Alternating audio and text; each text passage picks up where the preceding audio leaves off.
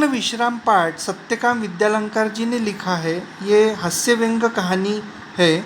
इस कहानी के माध्यम से कहानीकार ने समझाने का प्रयास किया है कि जीवन की आपाधापी यानी दौड़ धूप में विश्राम के पल मुश्किल से ही मिलते हैं। जब कभी ऐसे अवसर मिलते भी हैं तो घरेलू उलझनों के कारण हम उन पलों का आनंद नहीं उठा पाते। डॉक्टर ने बाह पर काला कपड़ा लपेटा और रबड़ की थैली से हवा फूंककर नाड़ी की गति देखी। फिर बोला, कुछ सीरियस नहीं है, दफ्तर से छुट्टी लेकर बाहर हो आइए, विश्राम आपको पूर्ण निरोग कर देगा।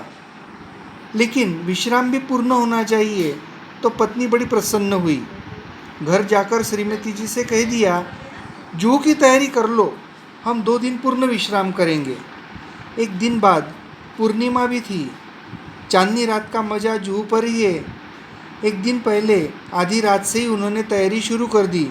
2 बजे का अलार्म बेल लग गया।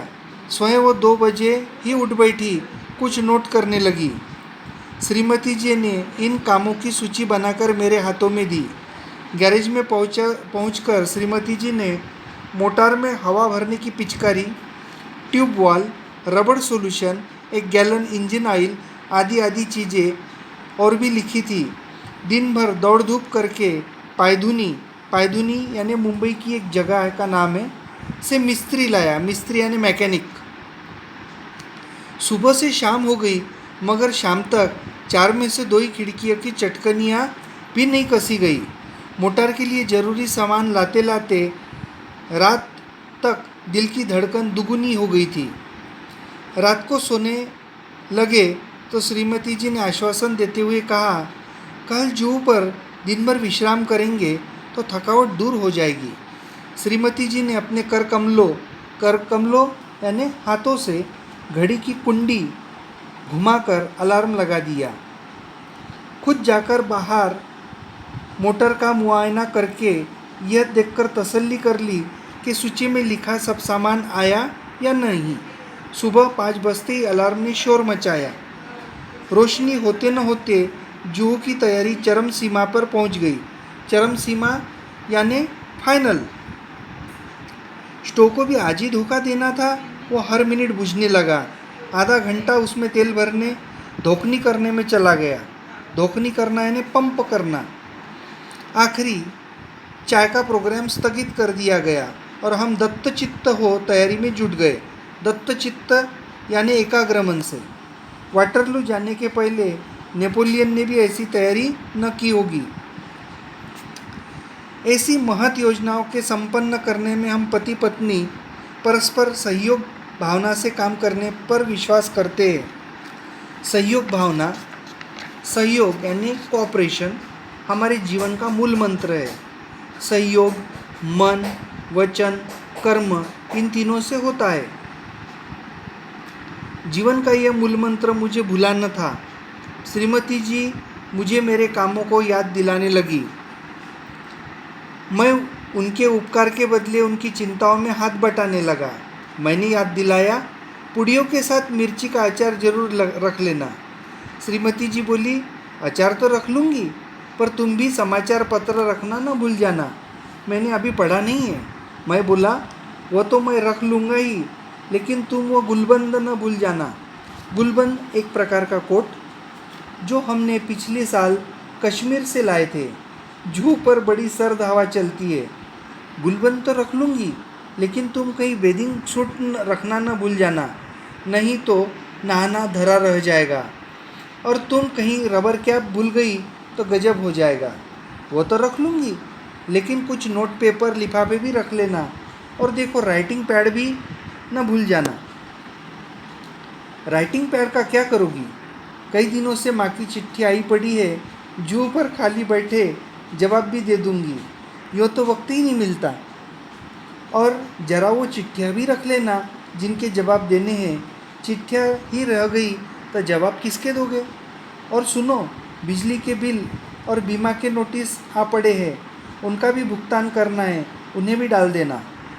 उस दिन तुम धूप का चश्मा भूल गए तो सर का दर्द चढ़ गया, इसलिए कहती हूँ छतरी भी रख लेना। अच्छा बाबा, रख लूँगा। और देखा, धूप से बचने की क्रीम भी रख लेना, शाम तक छाले न पड़ जाए, वहाँ बहुत करारी धूप पड़ती है। श्रीमती जी कहती तो जा रही थी कि रख लूँगी, लेकिन ढूंढ रही थी नेल कटर, कैंची, ब्रश सब तो मिल गया था, लेकिन नेल कटर नहीं मिल रहा था, इसलिए बहुत घबराई हुई थी। मैंने कहा, जाने दो नेल कटर, बाकी सब चीज़ें तो रख लो। इधर मैं अपने लिए नया अखबार और कुछ ऐसी किताबें थैले में भर रहा था जो बहुत दिनों से समालोचना के लिए आई थी। समालोचना यानी उसके ऊपर टिप्पणी की जाती है, उसको समालोचना कहते हैं। सोचता था कि फुर्सत में समालोचना कर लूँगा। आखिर 3 किताबें थैले में झोंक ली यानी थैले में रख ली। कई दिनों से कविता करने की भी धुन सवार हुई थी। उसमें कई कतरनी इधर उधर बिखरी पड़ी थी, उन्हें भी जमा किया। सोचा, काव्य प्रेरणा के लिए जूहू से अच्छी जगह और कौन सी मिलेगी। आखिर कई अटैची, कई थैले, कई झोले भरकर हम जूहू पहुँचे। 5-7 मिनट तो हम स्वप्नलोक में विचरते रहे, विचरना यानी घूमते रहे। हम समुद्र में नहाने को चल पड़े। समुद्र तट पर और लोग भी नहा रहे थे। एक ऊंची लहर ने आकर हमको ढक लिया। लहर की उस थपेड़ ने न जाने श्रीमती जी के मस्तिष्क में क्या नई स्फूर्ति आ गई। उन्होंने मुझसे पूछा, तुम्हें याद है बरामदे की खिड़की तो तुमने अंदर से बंद कर दिया था या नहीं? मैं कह उठा, मुझे तो कुछ याद नहीं पड़ता। अगर वो बंद नहीं हुई, खुली रह गई तो क्या होगा? कहते कहते श्रीमती जी का चेहरे का रंग पीला पड़ गया। रंग पीला पड़ जाना यानी बहुत घबरा जाना। मैंने कहा, चलो छोड़ो अब इन चिंताओं को, जो होना होगा वो हो जाएगा। मेरी बात से तो उनकी आंखों में आंसुओं का समुद्र ही बह पड़ा। उनके कांपते ओठों पर यही शब्द थे, अब क्या होगा। और अगर खिड़कियां खुली रह गई तो घर का क्या होगा। यह सोच उनकी अधीरता और भी ज़्यादा करने लगी। जिस धड़कन का इलाज करने को जूहू पर आया था वो 10 गुना बढ़ गई थी। मैंने तेज़ी से मोटर चलाई। मोटर का इंजन धक धक कर रहा था, लेकिन मेरा दिल उससे भी ज़्यादा तेज़ रफ्तार से धड़क रहा था। जिस रफ्तार से हम गए थे, दूनी रफ्तार से वापस आए। अंदर आकर देखा कि खिड़की की चटकनी बदस्तूर लगी थी। चटकनी यानी खिड़कियों को लगाने की कुंडी, बदस्तूर यानी जगह पर। सब ठीक ठाक था। मैंने ही वो लगाई थी, लेकिन लगाकर भूल गया और सोच रहा था कि मैंने लगाई या नहीं। इसका ये नतीजा यह हुआ कि पहले तो मेरे ही दिल की धड़कन बढ़ी थी, अब श्रीमती जी के भी दिल की धड़कन बढ़ गई। मुझे याद आ रहे थे पूर्ण विश्राम और पूर्ण निरोग। साथ ही ये विश्वास भी पक्का हो गया था कि जिस शब्द के साथ पूर्ण लग जाता है वो पूर्ण भयावह हो जाता है।